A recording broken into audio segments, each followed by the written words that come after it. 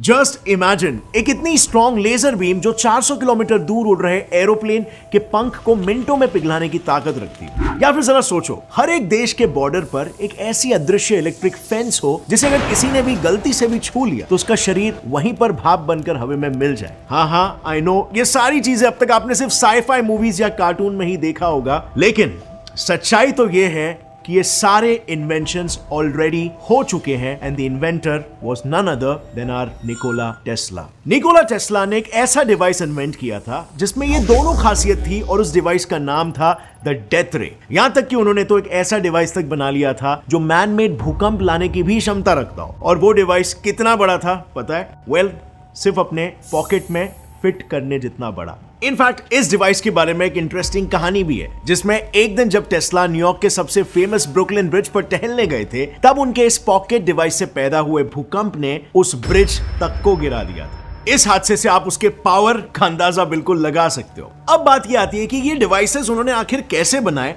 और क्यों बनाए। वेल, उसके लिए शुरू करते हैं कहानी। बचपन से ही निकोला टेस्ला एक अलग किस्म के इंसान थे। उन्हें अलग अलग एक्सपेरिमेंट्स और इन्वेंशंस करने में बहुत रुचि थी और इसीलिए उन्होंने बचपन में ही साइंस की बड़ी बड़ी किताबें और लॉगरिथमिक टेबल्स पढ़कर खत्म कर दिया था, जहां पर दूसरे बच्चे खेला कूदा करते थे। पर उनका पढ़ाई के लिए बढ़ता प्यार वो समय उनके माता पिता को मंजूर नहीं था। वो टेस्ला को अपनी ही तरह एक प्रीस्ट बनाना चाहते थे। उनके पिता का यह कहना था कि उन्होंने ऑलरेडी अपनी लापरवाही से एक बेटे को खो दिया है और एक जो अभी उनके पास बाकी है वो उसे किसी भी हालत में खोना नहीं चाहते।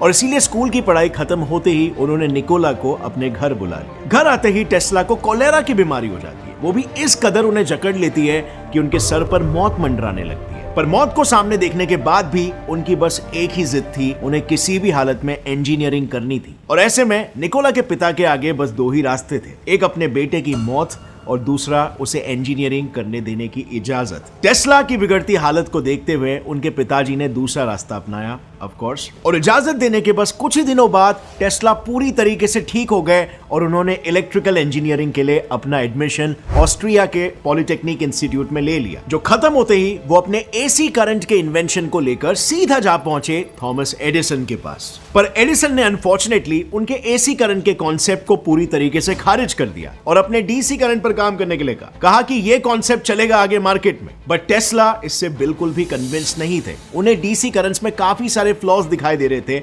और वो उस पे काम नहीं करना चाहते थे और इसीलिए उन्होंने एडिसन की कंपनी को छोड़कर खुद की एक कंपनी शुरू कर दी, टेस्ला इलेक्ट्रिक कंपनी करके। इस कंपनी ने दुनिया के सामने प्रोड्यूस किया सबसे पहला एसी करंट और टेस्ला बन गए the father of the AC current. और फिर यहां से निकोला टेस्ला की जिंदगी ने एक अलग ही रुख ले ली। इस सक्सेस के बाद से उनकी जिंदगी में इन्वेंशंस का सिलसिला शुरू हो गया। अब उनके न्यू इन्वेंशंस के बल पर उन्हें सक्सेस तो बहुत मिली, लेकिन भले ही ऊपर ऊपर से सब ठीक लग रहा था, लेकिन अंदर ही अंदर उनके मन में विचारों की दौड़ चल रही थी। वो अपने इकलौते भाई से काफी अटैच्ड हुआ करते थे और काफी समय से उनके भाई की यादें उन्हें सता रही थी।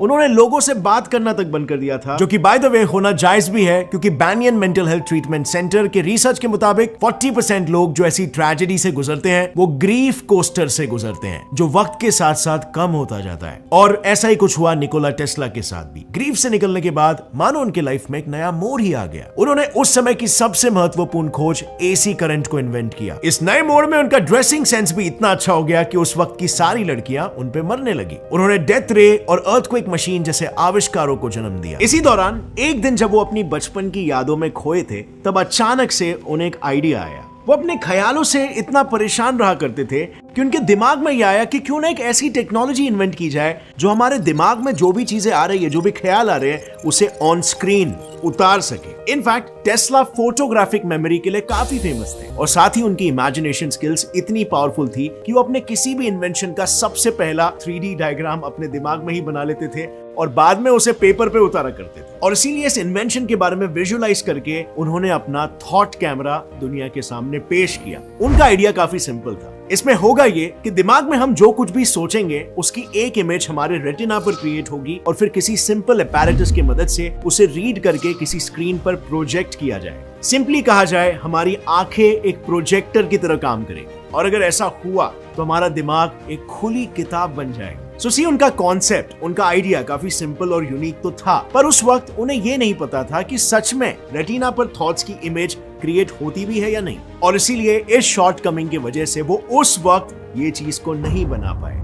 लेकिन प्रेजेंटली उनके इसी टेक्निक पर कई सारे साइंटिस्टों ने रिसर्च किया। आज की तारीख में साइंटिस्टों को कामयाबी मिली है। जी हां, यू हर्ड दैट राइट। साइंटिस्टों ने एक ऐसा मैकेनिज्म बनाया है जिसमें एआई की मदद से न्यूरॉन के मूवमेंट्स को टेक्स्ट में कन्वर्ट किया जा रहा है, यानी कि यस, थॉट्स को पिक्चराइज किया जा रहा है। हालांकि अभी भी इस पे रिसर्च एंड डेवलपमेंट जारी है। ये पूरी तरीके से टेक्नोलॉजी डेवलप नहीं हुई है, लेकिन इसमें हमें काफी प्रॉमिसिंग स्टेज पे है। अब भले ही निकोला इस डिवाइस को बना नहीं पाए, पर उन्हें यह विश्वास था कि आज नहीं तो कल कोई तो उसे बना ही लेगा, और इसीलिए ऑन द अदर हैंड उनका इलेक्ट्रिसिटी पर कंटिन्यूअसली रिसर्च चालू था। उन्होंने इलेक्ट्रिसिटी तो प्रोड्यूस कर ली थी, पर उसे सभी घरों में पहुंचाने के लिए वो एक डिवाइस की खोज में थे। एक ऐसा डिवाइस जो काफी छोटा पर पावरफुल हो। और फाइनली उन्होंने एक ऐसा डिवाइस बनाया जो ऑसिलेशन की मदद से इलेक्ट्रिक करंट ट्रांसफर करता, और उस डिवाइस का नाम उन्होंने दिया स्टीम पावर्ड ऑसिलेटर। पर यह इलेक्ट्रिसिटी जनरेटर अर्थक्वेक मशीन में जाकर तब्दील हो गया। अब भले ही निकोला इस डिवाइस को बना नहीं पाए, पर उन्हें यह विश्वास था कि आज नहीं तो कल कोई तो उसे बना ही लेगा, और इसीलिए ऑन द अदर हैंड उनका इलेक्ट्रिसिटी पर कंटिन्यूअसली रिसर्च चालू था। उन्होंने इलेक्ट्रिसिटी तो प्रोड्यूस कर ली थी, पर उसे सभी घरों में पहुंचाने के लिए वो एक डिवाइस की खोज में थे। एक ऐसा डिवाइस जो काफी छोटा पर पावरफुल हो। और फाइनली उन्होंने एक ऐसा डिवाइस बनाया जो ऑसिलेशन की मदद से इलेक्ट्रिक करंट ट्रांसफर करता, और उस डिवाइस का नाम उन्होंने दिया स्टीम पावर्ड ऑसिलेटर। पर यह इलेक्ट्रिसिटी जनरेटर अर्थक्वेक मशीन में जाकर तब्दील हो गया। वेल, उन्होंने देखा कि एक पर्टिकुलर फ्रीक्वेंसी पर किसी सिस्टम में करंट फ्लो होता है, और इसीलिए उन्होंने एक ऐसा ऑसिलेटर बनाया जो ऑसिलेट करके वेरियस फ्रीक्वेंसीज को जनरेट करेगा,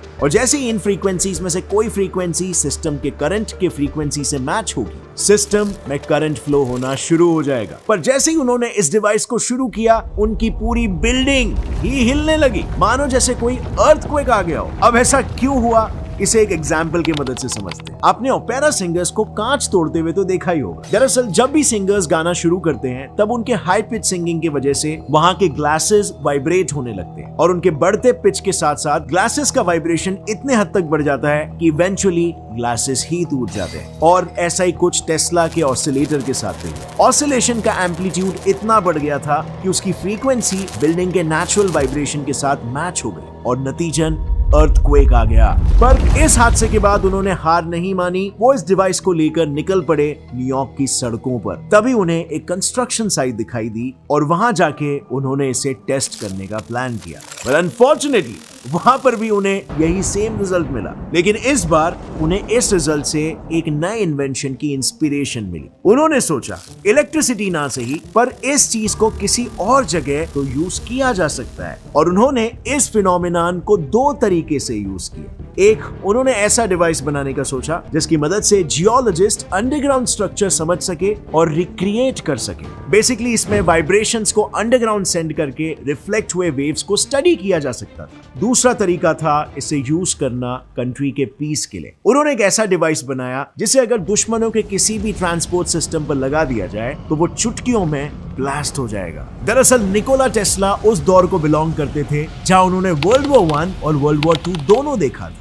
इन वॉर्स के चलते उन्होंने अपनी आंखों के सामने 120 मिलियन लोगों से भी ज्यादा लोगों को मरते हुए देखा था। उस वक्त तो वो कुछ ज्यादा कर नहीं पाए, लेकिन उन्होंने इतना ठान लिया था कि वो ऐसा कुछ जरूर करेंगे कि ऐसे वॉर्स भविष्य में फिर कभी भी ना हो पाए। और इसीलिए उन्होंने दो ऐसे डिवाइसेस को इन्वेंट किया जिनकी मदद से चंद सेकंड्स के अंदर अंदर ही वॉर को रोका जा सकता है। और वो दो डिवाइसेस थे आर्टिफिशियल टाइड वेव और दूसरा डेथ रे। सबसे पहले बात करते हैं आर्टिफिशियल टाइड वेव की। ये एक ऐसा डिवाइस था जिसमें एटम बॉम्ब जितनी एनर्जी थी। इसका मैकेनिज्म काफी सिंपल था। सबसे पहले तो डिवाइसेस को पानी में अलग अलग जगह पर प्लेस करो, और जैसे ही कोई बैटलशिप उस रीजन में एंटर करेगी, वैसे ही रिमोट कंट्रोल की मदद से उसे ट्रिगर करो। उन डिवाइसेस के फटने से 30 से 40 मीटर जितनी बड़ी टाइडल वेव जनरेट होगी, जो कि पूरी की पूरी बैटलशिप को पानी में ही समा डालेगी। अब ये सब इन्वेंशंस को बनाना आसान बिल्कुल नहीं था। वो कई बार ऐसे एलिमेंट से भी अपने आप को सराउंड करते थे जो उनके नर्व्स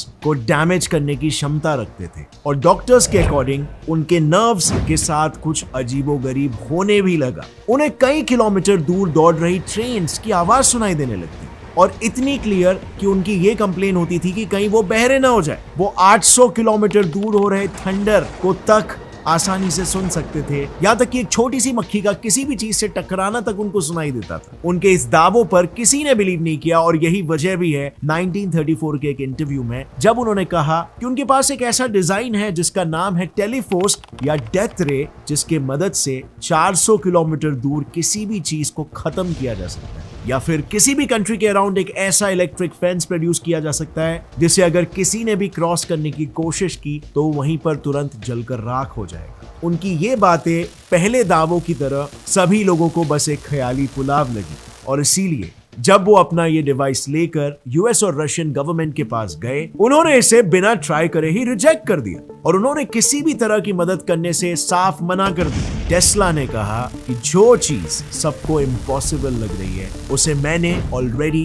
बना लिया है और बहुत ही जल्द मैं उसे लॉन्च करने वाला हूं। सभी को उस घड़ी का इंतजार था जब टेस्ला अपने इन बड़े दावों पर खरे उतरने वाले थे, लेकिन इसके पहले वो अपना डिवाइस लॉन्च कर पाते, न्यूयॉर्क के एक होटल में निकोला टेस्ला ने, जो उस वक्त अकेलेपन से ग्रस्त थे, मिस्टीरियस सर्कमस्टेंसेस के अंदर अपना दम तोड़ दिया और उनके इस डिवाइस का राज भी उनके साथ ही दफन हो गया। लेकिन फ्रेंड्स, क्या आपको पता है इनके डेथ केस की सबसे स्ट्रेंज थिंग क्या थी? 300 से ज्यादा इन्वेंशन के पैटेंट निकोला टेस्ला के नाम पर होने के बावजूद भी अपने अंतिम समय में होटल के बिल भरने तक के पैसे उनके पास नहीं थे। इनफैक्ट इन्वेस्टिगेशन में ये बात सामने आई कि उन्होंने बनाए हुए कई सारे इन्वेंशंस कई और साइंटिस्ट और बिजनेसमैन ने अपने नाम करवा दिए थे। तो अब सवाल ये आता है कि क्यों उन्हें कभी भी इन्वेंशंस के लिए रिकॉग्निशन नहीं मिला? वेल फ्रेंड्स, इसे जानने के लिए आप हमारा ये वीडियो जरूर देखना। बहुत ही डिटेल में हमने इसके बारे में बात की है और अगर ये वीडियो आपको पसंद आया तो एक लाइक जरूर ठोकना। Subscribe this channel for more videos like this to keep your intellect stimulated and as always stay curious, keep learning and keep growing. जय हिंद।